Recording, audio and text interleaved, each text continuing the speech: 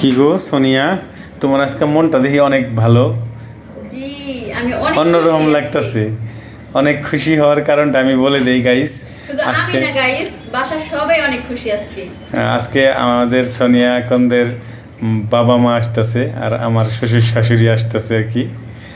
যাই হোক, সেজন্য অনেক খুশি আছে সোনিয়া, কারণ বাবা মা বলে কথা, পৃথিবীর সবচেয়ে আপন মানুষ তারা আসতেছে। আমরা ঈদের মধ্যে বাড়ি যাই নাই, সেজন্য সাক্ষাৎ হয় নাই, সেজন্য সোনিয়ার মনটা একটু খারাপ ছিল ঈদের পর থেকেই।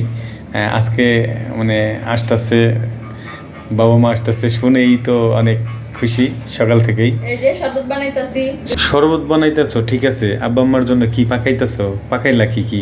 আরে আম্মুরে বলছি যে কি রান্না করবো, তো আম্মু বলছে যে আমাদের জন্য বাড়তি কিছু রান্না করার দরকার নাই, কেন তোমরা যা খাবা তাই রান্না করো। তো তাও কি এরকম করা চলে? তাও তো আম্মুর জন্য তাও কি পাকাইছো? করছি, মুরগির মাংস রান্না করতেছি। ও, আর আব্বুর পছন্দ ডাল, তাই ডাল রান্না করতেছি। আর মানে করতেছি বলতে রান্না করা শেষ। আর আম্মুর জন্য করলা ভাজি করছি, এই যে পাশে এই যে করলা ভাজি করাও শেষ।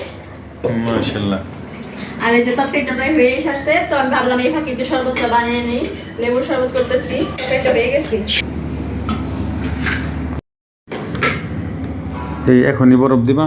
বরফ পরে দিতা? বরফ যে কেন আনছি একটু অপেক্ষা করো।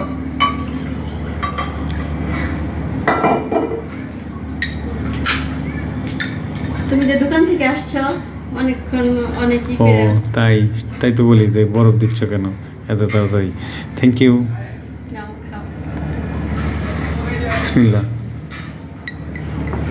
বিসমিল্লাহ। চিনি সব ঠিক আছে তো? অনেক সুন্দর হয়েছে, অনেক ভালো হয়েছে, টেস্ট হয়েছে। Thank you. Welcome. Ena Sania কই? এনা সানিয়া যে কি করতেছে আসো তোমারে দেখাই। কি করতেছে গো? এই যে দেখো সকাল থেকে যে জানলা দিয়ে তাকিয়ে রইছে যে কখন আসবো আর নানু। দেখো নানু কখন আসবো? হাই আসবো, হাই। দেখো মানে সকাল থেকে একটু পর পর এসে দেখতেছে কখন আসবো। আর আমার একটু পর পর দিয়ে আসছে, আম্মু তুমি ফোন দিছ নানু রে, একটু পর পর ফোন দিছ। এরকমই একবার ফোন দিতে আমি হয়ে গেলাম গা। এরা অনেক নানা নানি অনেক ভক্ত আর কি। সব নাতি নাতনিরাই আসলে নানা নানি ভক্ত হয়, দাদা দাদি ভক্ত হয়। আর আসলে অনেক দিন ধরে আসে না, তো তাই আসলে অনেক আনন্দে আছে কখন যে আসে, একটু পর পর খালি জিজ্ঞেস কখন যে আসবে না। হ্যাঁ। এই তো আমাদের বাসা থেকে আসলে মেন রাস্তা খুব একটা দূরে না। এই তো এনা সানিহার অপেক্ষার অবসান ঘটলো, কারণ ওই তো দূরে দেখা যাচ্ছে এনা সানিহার নানু নানা ভ্যানে করে আসছে। আর এটা দেখে এনা সানিহা তো দুজনে অনেক খুশি। এনা সানিহা দুজনেই দৌড়িয়ে চলে যাচ্ছে নিচে, কারণ ওর নানা নানি নিচে দাঁড়িয়ে আছে। আর ওরা যে ওর নানা নানিকে নিয়ে আসছে, আর দেখুন অনেক দিন পর দেখার পরে সানিহা এনা দুজনে এতটা খুশি হয়েছে। এনা তো দৌড়িয়ে যে তার নানুকে জড়িয়ে ধরেছে, আর সানিহাও দেখুন টুপ করে তার নানার কোলে উঠে বসে পড়েছে। আর তার মামাকে দেখে তো অনেক খুশি।